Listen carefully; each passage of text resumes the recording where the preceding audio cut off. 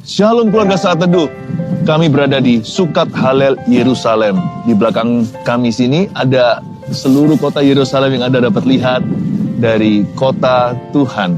Mari kita sama-sama memuji namanya. Dan bersama-sama dengan kita hari ini juga ada our dear friend Vesna Bueller together with us. So we want to welcome you to here to sing together and worship Jesus with all of us. Mari kita sama-sama memuji, menyembah Tuhan. Siapkan hati, come on Redo. Kami dapat merasakan hadirat-Mu di kota yang bersejarah Yerusalem, tempat Kau mati, dibangkitkan, dan para nabi-nabi berjalan. Tuhan, terima kasih. Kau sucikan kami, karena kami juga adalah kaum tegar tengkuk, ya Tuhan, yang tidak mengenal-Mu dulu. Tapi Engkau selamatkan kami. Sekarang giliran Kau selamatkan setiap orang yang menyaksikan Saat Teduh. Jikalau ada yang mundur, Kau tarik kembali. Yang belum mengenal-Mu, hari ini Kau bawa datang ke hadirat-Mu. Tuhan, sampaikan sabda-Mu, sembunyikan hamba-Mu di balik salib-Mu. Dalam nama Yesus, haleluya, amin. Puji Tuhan. Selamat datang di Yerusalem. Hadirat Tuhan sama di mana-mana, tapi khusus dari sini kami bawa kepada keluarga Saat Teduh hadirat Tuhan Yesus yang sama. Tuhan sudah bangkit, Dia nggak mati lagi. Tuhan itu ada di sini dan Tuhan ada di sana bersama dengan Anda. Dalam waktu 30 menit saya coba akan rangkumkan sebagian besar secara summary aja ya, rangkumannya, kejadian-kejadian di akhir zaman. Beri tema untuk Saat Teduh kita kali ini, KKR akhir zaman dari Yerusalem. Ya, KKR akhir zaman dari Yerusalem. Wahyu 22, mari kita buka ayat 10. Kalau Anda lihat tadi ya di belakang ada kota Yerusalem. Sudah dibeberkan Tuhan di hadapan Anda hari ini. Dan kalau dilihat satu persatu ada satu bangunan istimewa, yaitu Dome of the Rock atau yang berkubah warna emas itu. Di area itu dulu di Perjanjian Lama adalah daerah ruang Maha Suci di Bait Allah. Hadirat Tuhan tidak berubah. Sekalipun Tuhan tidak hadir hanya di Yerusalem, Dia ada di mana-mana, tapi tidak bisa dipungkiri, disangkali. Tanah ini penuh misteri. Saya bawa firman kebenaran tentang kedatangan Tuhan, karena nanti suatu hari kedatangan Tuhan Yesus kedua kali juga akan ada di sini. Mari kita baca Wahyu 22 ayat 10. Lalu Ia berkata kepadaku, jangan memeteraikan perkataan-perkataan nubuat dari kitab ini, sebab waktunya sudah dekat. Barang siapa yang berbuat jahat, biarlah ia terus berbuat jahat. Barang siapa yang cemar, biarlah ia terus cemar. Dan barang siapa yang benar, biarlah ia terus berbuat kebenaran. Barang siapa yang kudus, biarlah ia terus menguduskan dirinya. Berhenti dulu sampai situ ya. Saya jelaskan satu persatu. Ayat 10. Di sini Yohanes, Rasul Yohanes itu, Yohanes yang menjadi murid paling dikasih oleh Yesus, dibuang ke Pulau Patmos karena Injil. Sendirian, dikucilkan, diasingkan, namun justru dapat pewahyuan. Dalam pewahyuannya, Yohanes mendapat perintah. Jangan memeteraikan perkataan-perkataan nubuat dari kitab ini atau kitab Wahyu. Sebab waktunya sudah dekat. Agak beda sama Daniel, kontras dengan Nabi Perjanjian Lama itu. Kalau Daniel disuruh untuk memeteraikan karena waktunya masih jauh. Tapi Yohanes, salah satu Rasul Yesus Kristus berkata, mendapatkan firman, jangan dimeteraikan. Mengapa begitu? Karena zaman Perjanjian Lama masih terkesan lama. Zaman Perjanjian Baru udah makin dekat. Apalagi setelah tahun 1948. Ketika nubuatan Alkitab terjadi bahwa Israel atau keturunan Abraham dari seluruh bumi berbondong-bondong kembali. Kembali ke Israel, khususnya ke Yerusalem. Lalu berdirilah yang namanya negara Israel. Saya nggak bicara soal politiknya ya, saya bicara soal nubuatan firman digenapi. Sejak tahun 1948, kedatangan Yesus semakin dekat bukan semakin jauh. Kalau dulu itu misalkan akhir zaman sejak Yesus diangkat ke sorga, kembali ke rumah Bapa. Setelah Yesus mati tentunya di sini di Golgota, lalu bangkit kembali pada hari ketiga. Maka saya anggap itu akhir zaman memang, karena setiap saat Tuhan bisa datang. Tapi di zaman sekarang modern ini setelah 1948, kayaknya sudah di menit-menit, detik-detik terakhir. Namun saya peringatkan ya, jangan coba-coba prediksi waktunya. Gak ada orang sepangkat itu. Bahkan Yesus pun anak Allah yang hidup, dalam kemahatauannya memilih untuk tidak tahu. Sehingga perkataan Yesus begini, saya quote. Tidak ada seorang pun tahu hari maupun waktunya. Bulan tahunnya juga sama. Apalagi jam dan detiknya. Anak pun tidak tahu. Yesus mengaku begitu. Hanya Bapa yang tahu. Yesus dalam kemahatauan sebagai Allah Putra dari salah satu Allah Tritunggal, Allah Bapa, Allah Anak dan Roh Kudus. Yesus memilih untuk tidak tahu supaya kita nggak sok tahu. Yesus sebagai wakil kita, juru selamat manusia berkata, aku aja nggak kepo soal waktu. Dalam kemahatauanku, aku menyerahkan semuanya itu hanya Bapa yang tahu. Jadi jangan percayalah kalau ada orang berkata bulan Oktober lah, tahun berapa. Nggak ada orang sepangkat itu. Kalau ada orang memprediksi waktu, berarti orang itu mengaku bahwa dia lebih pangkat dari Yesus. Tak peduli jikalau orang tersebut pelayan Tuhan punya pelayanan mujizat sekalipun. Sekalipun jikalau yang mati dibangkitkan, kalau tidak sesuai firman juga tidak boleh didengarkan. Hanya Bapa yang tahu. Tapi kita bisa kira-kira mengerti, merasakan bahwa waktunya semakin dekat untuk tiba. Karena itu Yohanes diberi perintah jangan memeteraikan perkataan-perkataan nubuat dari kitab ini. Poin nomor 1, catat dulu ya. Dari ayat 10 yang kita baca tadi, waktu kedatangan Tuhan Yesus sudah terlalu dekat. Makanya nggak boleh dimateraikan. Nah, hari ini pengertian tentang kedatangan Tuhan itu sebenarnya nggak sesimpel Tuhan datang kembali, tetapi ada kejadian-kejadian di kitab Wahyu. Nah, ada tafsiran-tafsiran dibagi jadi 3 kategori. Gereja-gereja itu biasanya menganut salah satunya. Nggak apa-apa sih, ini nggak prinsip. Ini bukan bicara soal keselamatan. Tapi ini bicara tentang teori kedatangan. Ya, ada yang namanya rapture atau pengangkatan.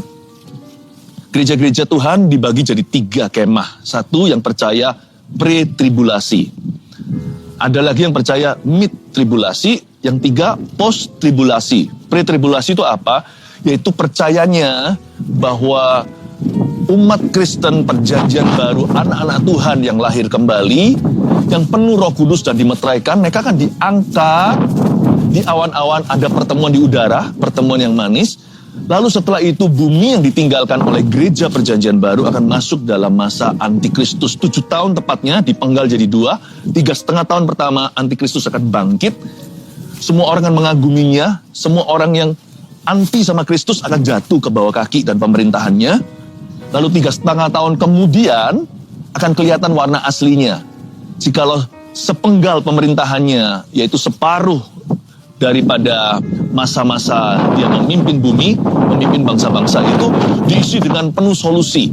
Mungkin masalah terorisme berhenti, global warming mungkin ada solusinya ya kan. Mungkin orang ini punya suatu pikiran yang brilian, apalagi dia itu disertai penuh oleh setan. Dunia yang gelap ini diserahkan ke bawah pemerintahannya. Tapi setelah itu dia menggila 3,5 tahun terakhir kelihatan warna aslinya. Menyesal pun terlambat sudah. Orang-orang yang taruh percaya sudah memakai tandanya. Nah, ini yang disebut pre-tribulasi. Saya percaya bahwa saya yakin kita akan diangkat sebelum itu terjadi. Kenapa? Karena tidak mungkin antikristus itu bisa penuh dinyatakan kalau masih ada gereja Tuhan. Karena kita punya kuasa untuk menengking, mengikat dan melepaskan kebangunan rohani. Mana bisa pol-polan, mana bisa maksimal dia untuk merusak dunia jikalau masih ada suara nurani gereja 10 perintah Allah. Saya bilang begini bukan karena takut penderitaan, karena kita orang Kristen, anak-anak Tuhan, sudah menderita setiap hari. Di dunia yang semakin antikristus ini, sekalipun sang antikristus belum datang, tapi roh antikristus sudah di mana-mana.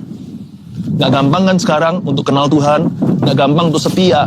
Dunia ini lebih simpatisan kepada orang-orang yang menentang Kristus daripada orang-orang yang menyembahnya. Dan belum lagi kita, para penginjil, pemberita Injil ini, setiap hari selalu ada di garis depan.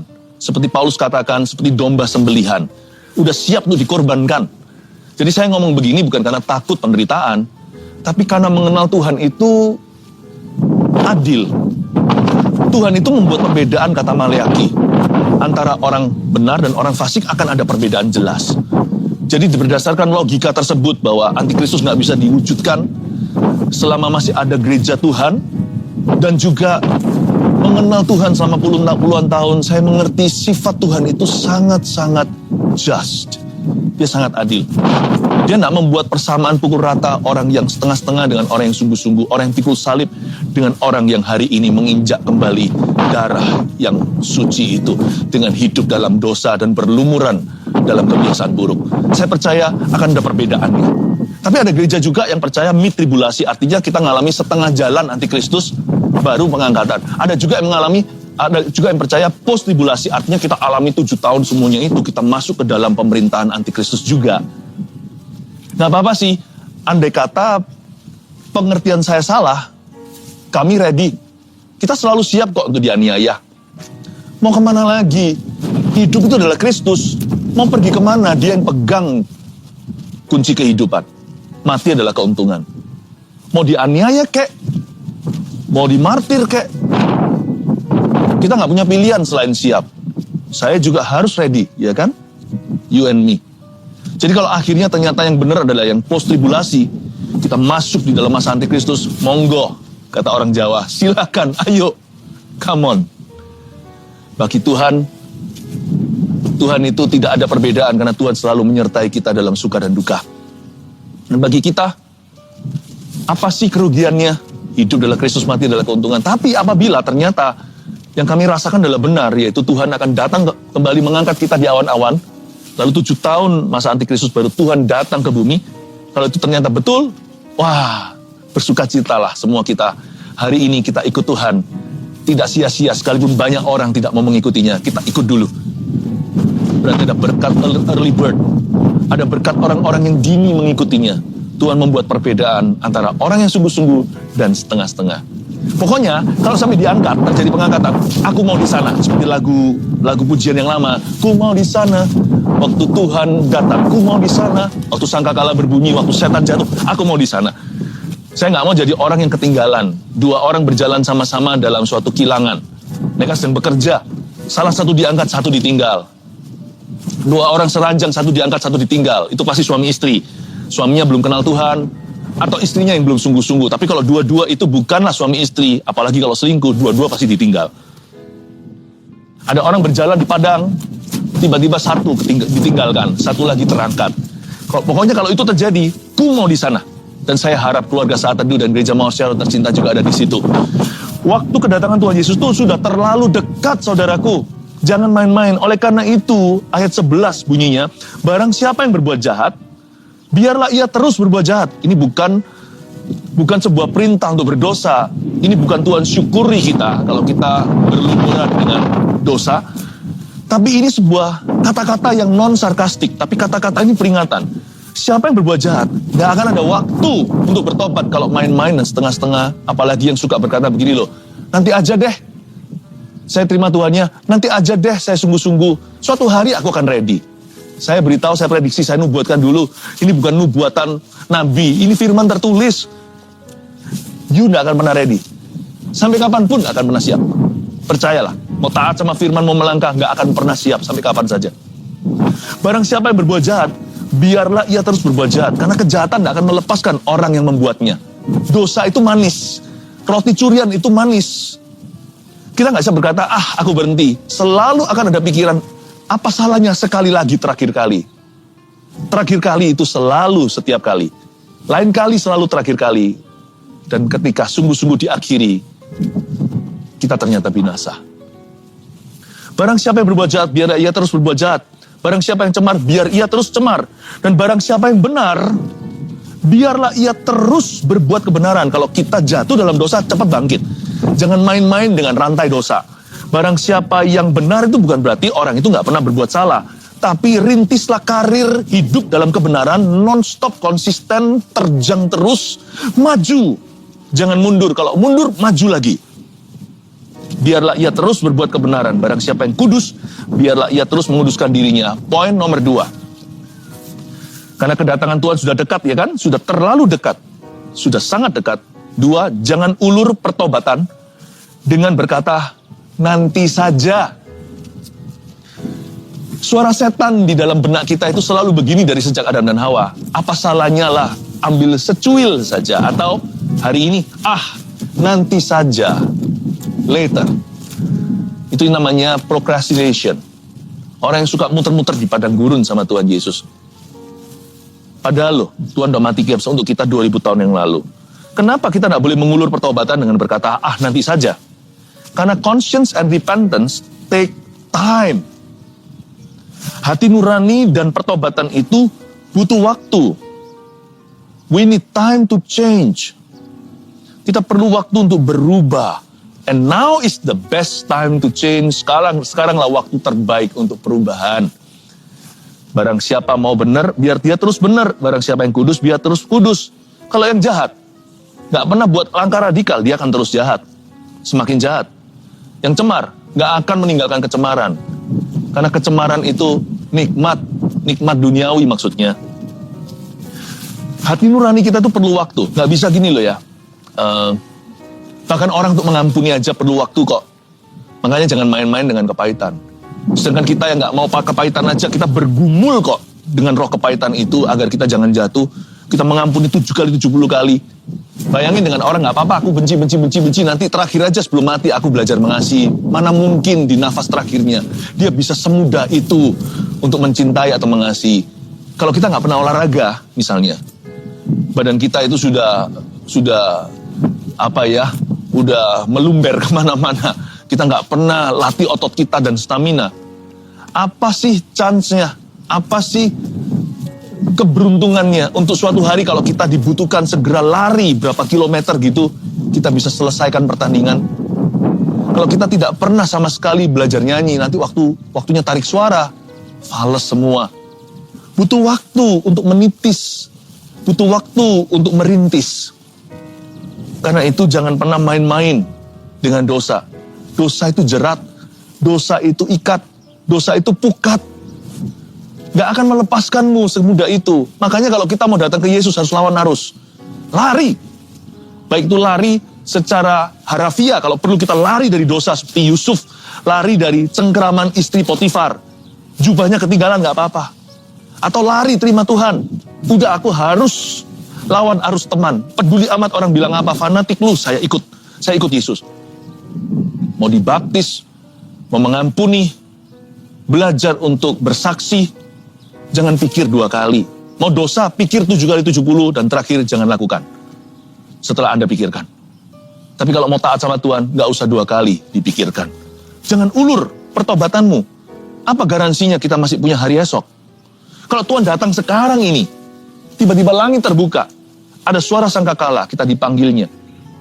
Pertanyaannya, apakah Anda sudah diselamatkan? Jangan kita merasa, waktu ada di tanganku. Sama sekali waktu tidak ada di tangan manusia. Di tangan manusia itu hanya keputusannya. Waktu itu di tangan Allah. Jangan ulur pertobatan dengan berkata nanti saja. Karena nurani itu tidak gampang berputar atau berbalik haluan. Namanya nurani kita itu nggak gampang berputar haluan. Orang yang biasa gosip ya, omong kotor misalnya, sumpah serapah, mana bisa? Coba ya, 1 hari tiba-tiba kita ditegasi, nggak boleh keluar sama sekali. Pasti akan ada selip lidah, muncul satu. Butuh waktu, butuh disiplin yang tinggi untuk hidup benar dan hidup kudus. Mungkin seumur hidup itu pas-pasan waktunya. Apalagi kalau kita berkata, gampang, nanti saja. Dari muda aja loh banyak orang gagal masa tuanya. Apalagi yang berkata, nanti tunggu aku tua, aku baru ikut Yesus sungguh-sungguh. I don't think so. Meskipun ada orang yang last minute-an diselamatkan Tuhan, saya ngerti. Yang jadi pacuan kita apa? Yaitu itu loh. Yang disalibkan di samping Yesus di Golgota Kalvari juga di Yerusalem ini. Kita selalu berkata, itu bisa. Jangan lupa, itu adalah lotre sorga. Meskipun kasih karunia itu bukan berdasar perbuatan, tapi kasih karunia juga bukan berarti kita bisa berbuat semena-mena. Karena kasih karunia itu berarti mengajari kita bagaimana melakukan perbuatan yang berkenan kepada Allah. Kasih karunia itu juga pengajaran, bukan hanya penerimaan. Kasih karunia itu bukan hanya pengampunan. Kasih karunia juga adalah kekuatan untuk hidup kudus bagi Tuhan. Saya percaya penyamun di samping Yesus itu malam itu di Firdaus. Tapi saya percaya, kita yang gak disalibkan, kita sehat-sehat, kita gak dianiaya, kita tidak dipaku di atas kayu. Kasih karunia juga ajari kita untuk ikut Yesus early. Untuk mengikut Tuhan dini. Jangan ulur pertobatanmu please. Jangan ulur yang namanya pergi ke gereja, berbakti, melayani, terlibat pelayanan. Jangan ulur lagi, tunggu apa lagi? Jangan ulur baptisan. Masih ada nanti kepenuhan Roh Kudus yang masih menantimu. Oh, masih banyak hal yang perlu diminta dari kerajaan Allah untuk hidup baik dan benar. Jangan tunda ya, ABC selesaikan supaya DEF segera jalan. Alfabet Tuhan semua dipenuhkan, namanya rencana Tuhan digenapi dalam kehidupan. Ayat 12 sampai 15 kita baca sekarang. Sesungguhnya aku datang segera, kata Yesus, dan aku membawa upahku untuk membalaskan kepada setiap orang menurut perbuatannya. Aku adalah Alfa, kata Tuhan, yang mula dan Omega, yang pertama dan yang terkemudian, yang awal dan yang akhir. Berarti Yesus itu ilahi, jangan percaya yang di luar sana rumor berkata Yesus hanyalah nabi atau Yesus itu hanyalah tokoh agama. No, dia berkata, aku adalah Alfa dan Omega, yang pertama dan yang terakhir. Berarti Yesuslah hakim yang hidup dan mati. Dialah pencipta alam semesta dan juru selamat kita, yang datang ke bumi, menebus dosa kita di kayu salib. Berbahagialah mereka yang membasuh jubahnya, mereka akan memperoleh hak atas pohon-pohon kehidupan. Wow, dan masuk melalui pintu-pintu gerbang dalam kota itu. Ini sudah bicara tentang sorga, I think. Ini bukan lagi bumi, pohon kehidupan loh. Ini bukan pohon buah-buahan, tetapi anjing-anjing dan tukang-tukang sihir, orang-orang sundal, orang-orang pembunuh, penyembah-penyembah berhala, dan setiap orang yang mencintai dusta dan yang melakukannya tinggal di luar. Kata tinggal di luar itu sama sinonim dengan neraka. Itu bukan hanya keluar gitu aja, seperti Adam dan Hawa waktu dosa kan keluar dari Taman Eden. Itu bukan hanya keluar dari taman, itu keluar dari perjanjian, keluar dari keselamatan.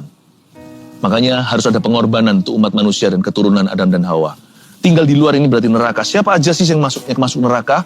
Menurut firman Tuhan di Wahyu 22 ayat 15, anjing-anjing. Kata anjing-anjing di sini adalah orang yang murtad ke jalan yang salah setelah memperoleh kebenaran. Kata anjing itu berarti kembali ke muntahnya. Ini bukan menghina manusia, ini adalah sifat orang berdosa yang setelah diselamatkan, dia menjual keselamatannya. Tukang-tukang sihir di sini itu maknanya adalah okultisme. Mereka yang menyembah berhala dan melakukan praktek-praktek sihir, praktek-praktek perdukunan, hal-hal yang mendukakan hati Tuhan dengan arwah-arwah yang bukan arwah tapi roh jahat sesungguhnya. Orang-orang sundal di sini, dari kata sundal di sini adalah pornografi, orang-orang yang terlibat dalam dosa-dosa amoralitas, seksualitas.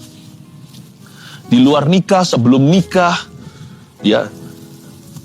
Orang-orang pembunuh di sini, kata pembunuh itu artinya pahit, kepahitan. Jadi bukan hanya bisa membunuh dengan pisau dan pistol, peluru, tapi orang yang membunuh di dalam hatinya. Banyak pembenci yang gak berani lihat darah.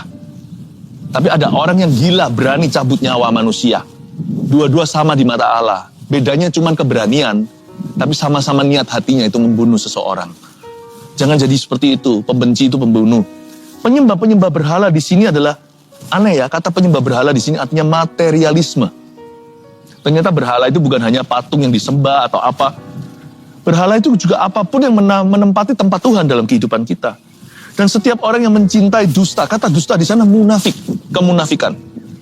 Luar dalam tidak sama, meskipun kita semua ya pasti ada waktunya nggak sama gitu. Karena kita semua belajar, kita pun belajar dari kegagalan. Tetapi ada orang yang memang sudah karirnya itu dusta. Sukanya bohong, melulu bohong terus. Dosa lain itu lebih berat ada, tapi dosa dusta itu yang lebih mirip setan. Karena setan adalah bapak dusta, jadi like father like son. Makanya saya beritahu sama anak-anak saya, kalian salah apapun papa mama bisa ampuni, tapi kalau dusta udah nggak bisa bicara. Karena sudah nggak tahu betul atau enggak. Makanya anak-anak saya sangat junjung tinggi nilai kejujuran. Ini mereka semua tinggal di luar. Aku Yesus telah mengutus malaikatku untuk memberi kesaksian tentang semuanya ini kepadamu bagi jemaat-jemaat. Ayat 16. Aku Yesus yang mengutus malaikat. Berarti dia lebih pangkat. Ini Yesus adalah Tuhan ya. Yesus bukan nabi. Meskipun Yesus kenabian atau profetik sekali, tapi Yesus bukanlah tokoh agama. Yesus adalah Allah semesta, Alfa Omega, mengutus malaikatnya. Aku adalah Tunas, yaitu keturunan Daud, bintang timur yang hilang gemilang, menunjuk, mengacu kepada keberadaannya sebagai juru selamat kita, menjelma sebagai manusia. Dia adalah keturunan Daud, bintang timur yang hilang gemilang. Roh dan pengantin perempuan itu berkata, ayat 17, marilah. Roh Kudus pun ikut campur dan berkata bersama dengan gereja pengantin perempuan itu, marilah, come Lord Jesus, datanglah. Dan barang siapa yang mendengarnya, hendaklah ia berkata, marilah. Ada suara dalam hatimu saat ini ketika mendengar firman ini, ya Pastor Philip, saya mau Yesus datang, make me ready, buat aku siap. Itulah marilah. Tapi orang yang mengumpat Tuhan tidak akan suka pesan Tuhan yang seperti ini. Karena mereka akan ketakutan atau mereka akan menghina.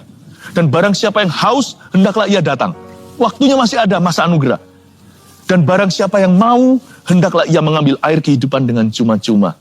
Berarti sekarang adalah masa anugerah. Ini waktunya untuk memilih Tuhan. Ini saatnya untuk membuat dirimu siap. Sebab barang siapa haus, come, cuma-cuma datanglah. Begitu saja. Barang siapa yang mau, ayo ambil air kehidupan itu for free. Luar biasa ya. Yang ketiga, tulis di KKR akhir zaman hari ini yang saya sampaikan dari kota Yerusalem. Sorga yang nyata atau neraka menanti setiap kita. Setiap kita pasti berakhir di salah satu tempat ini. Sorga yang nyata atau neraka. Neraka tadi sudah saya jelaskan. Coba saya jelaskan sedikit sorga di akhir pesan ini. Di sorga ya, kita itu nggak pikun. Sorga bukanlah tempatnya penyakit demensia bisa bertahan. Sorga adalah tempat di mana setiap orang saling mengingat. Kalau enggak kan, pada waktu Musa dan Elia ngobrol-ngobrol sama Yesus kan nggak akan nyambung. Ketika di sini juga, di Israel, itu pratanda. Orang yang dari kekekalan tetap mengingat seseorang. Bahkan maju pikirannya, tahu Yesus sebelum turun ke palungan, Yesus yang sekarang bisa mengenali. Kita seringkali pikir kalau sorga itu seperti gentayangan Casper gitu. Orang nggak saling ingat. Betul, di sorga yang menikah tidak kawin dan mengawinkan. Tapi itu bukan kabar buruk. Saya sempat renungkan karena saya sedih kalau begitu. Kalau tidak dapat pengertian yang betul. Kenapa? Karena saya cinta keluarga saya. Saya nggak mau kita jadi strangers atau orang asing di situ. Sorga itu sorganya fellowship atau persekutuan. Mana ada persekutuan kalau lupa ingatan. Yang disebut tidak kawin mengawinkan itu berarti no sexual relations in heaven. Di surga tidak ada yang namanya hubungan seksual. Itu lebih baik loh sebenarnya. Berarti tidak ada teritori. Berarti tidak ada selfishness. Tidak ada keegoisan.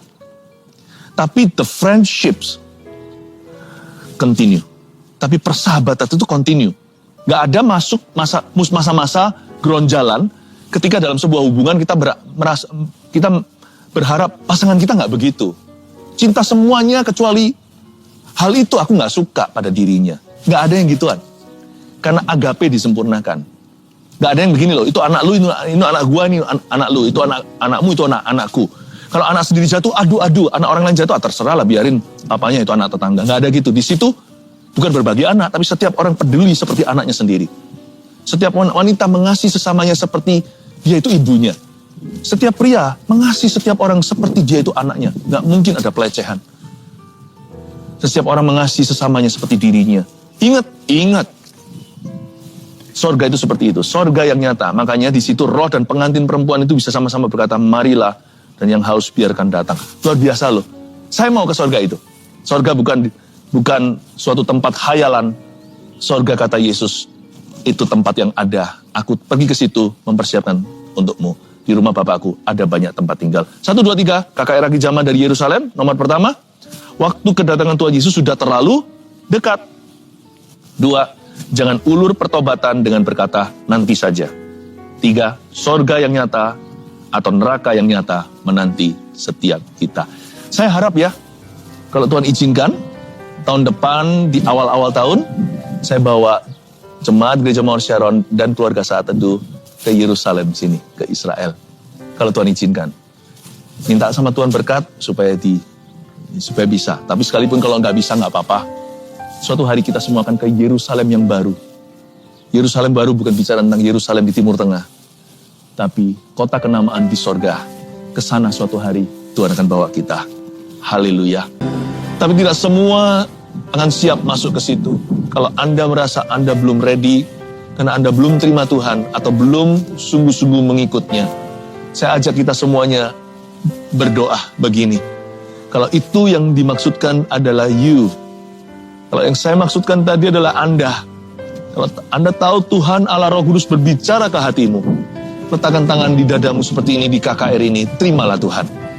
Ikuti saya berdoa, katakan, Tuhan Yesus, aku percaya Engkau adalah Tuhan dan Juru Selamatku. Jadilah Raja atas hidupku. Mulai hari ini kehendak-Mu yang jadi. Beriku iman, keberanian untuk menjadikan-Mu segala-galanya. Untuk nurut sama Tuhan, untuk taat pada firman. Masuklah dalam hatiku Yesus. Aku mengasihi-Mu. Terima kasih Engkau mati bagiku di Yerusalem 2000 tahun lalu. Engkau bangkit pada hari ketiga di sana. Engkau naik ke surga. Engkau hidup selama-lamanya. Allahku hidup. Hiduplah di dalam hatiku. Jadikan aku siap. Di dalam nama Yesus. Amin. Dan kalau Anda belum dibaptiskan, saya dorong Anda dibaptis ya. Isi form. Isi form ini. Berilah dirimu dibaptis, jangan ditunda-tunda please. Waktu tidak ada di sisi kita, waktu di sisi Tuhan. Saya dorong Anda yang mau dibaptis, supaya mengambil keputusan ini. Tuhan memberkati langkahmu. Terima kasih Tuhan. Tak lama lagi, Tuhanku, datanglah, bawa saya masuk sana. Tak lama lagi, Tuhanku, datanglah, bawa saya masuk sana.